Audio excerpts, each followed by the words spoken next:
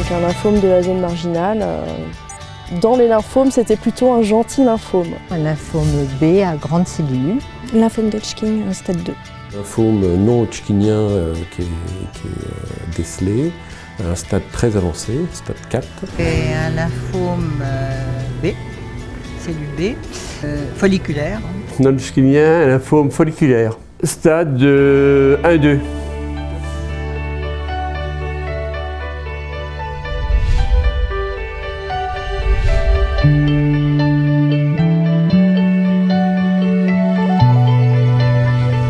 Il existe différents types de lymphomes et différents sous-types de lymphomes.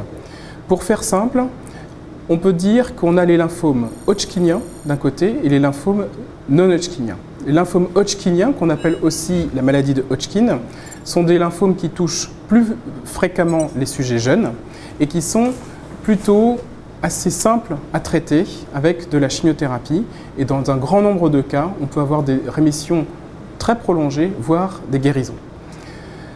Les lymphomes non hodgkiniens, eux, on peut les subdiviser en deux grands sous-types qui recouvrent le type de lymphocytes que nous avons dans le corps humain. Les lymphocytes majoritaires sont les lymphocytes B et les lymphocytes minoritaires sont plutôt les T et les NK.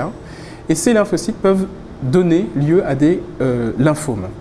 Dans ces lymphomes non hodgkiniens B, le plus fréquent, c'est le lymphome diffus à grande cellule B, qu'on appelle aussi lymphome agressif. Les lymphomes agressifs sont caractérisés par le fait qu'ils sont très sensibles à la chimiothérapie et dans un grand nombre de cas, on peut obtenir là aussi des réponses complètes, prolongées dans le temps et on peut atteindre l'objectif de les guérir. On a aussi d'autres types de lymphomes non hodgkiniens B qu'on appelle des lymphomes indolents. Ceux-là, ils sont un peu particuliers parce qu'on sait qu'on ne va pas pouvoir les guérir avec de la chimiothérapie.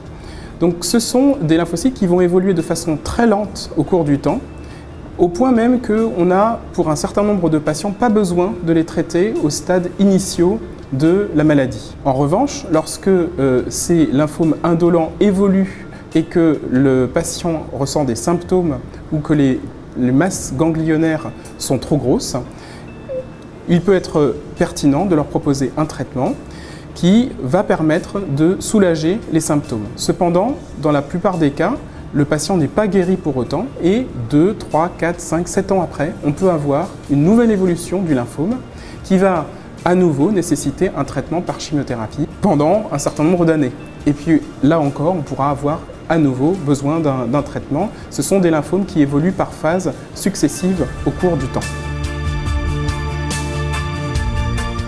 Donc ce sont des formes beaucoup plus rares, on est à peu près à 15% des lymphomes qui sont des lymphomes T ou NK. Le plus fréquent parmi ces lymphomes T, ce sont des lymphomes dits T périphériques, dans lesquels on a relativement peu de progrès qui ont été observés au cours des dernières années, ce qui nous oblige à proposer très régulièrement aux patients qui viennent nous voir en consultation ou dans les services des essais cliniques qui visent à améliorer l'efficacité des traitements dans ces formes très particulières, rares de lymphome. Il y a une différence de type de lymphome qu'on peut avoir selon l'âge. Chez l'enfant, par exemple, on a des lymphomes qui seront essentiellement des lymphomes agressifs, voire des lymphomes de Burkitt ou des lymphomes lymphoblastiques. Chez le sujet âgé, on a une différence de répartition des sous-types de lymphomes diffus à grande cellule B et on sait par exemple que la fréquence du sous-type non GC qui est plus grave est plus fréquente chez le sujet âgé. C'est important de bien connaître le sous-type du lymphome parce qu'on va avoir des sensibilités au traitement qui vont être différentes suivant les sous-types de lymphome.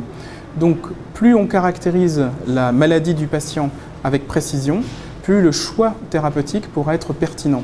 Il peut y avoir un très grand écart de pronostic entre les différents sous-types de lymphome. Mais en fait c'est presque un peu plus compliqué que ça puisque dans chaque sous-type de lymphome on peut avoir des formes graves et des formes moins graves.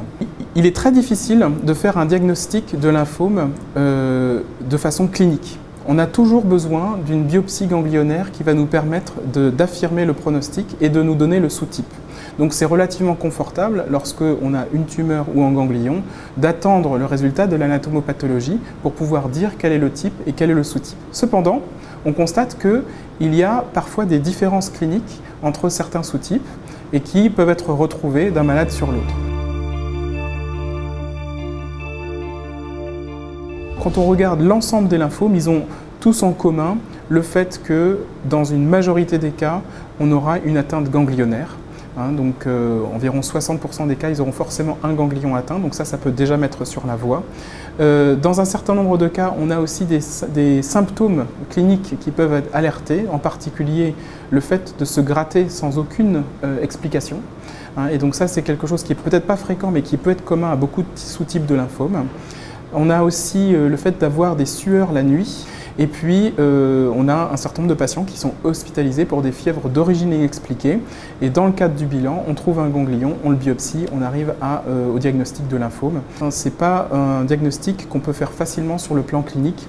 C'est une des raisons pour laquelle les patients qui arrivent au diagnostic de lymphome ont souvent pris du temps pour obtenir ce diagnostic en passant d'une consultation à l'autre jusqu'à ce qu'enfin une tumeur soit détectée et qu'elle soit biopsiée.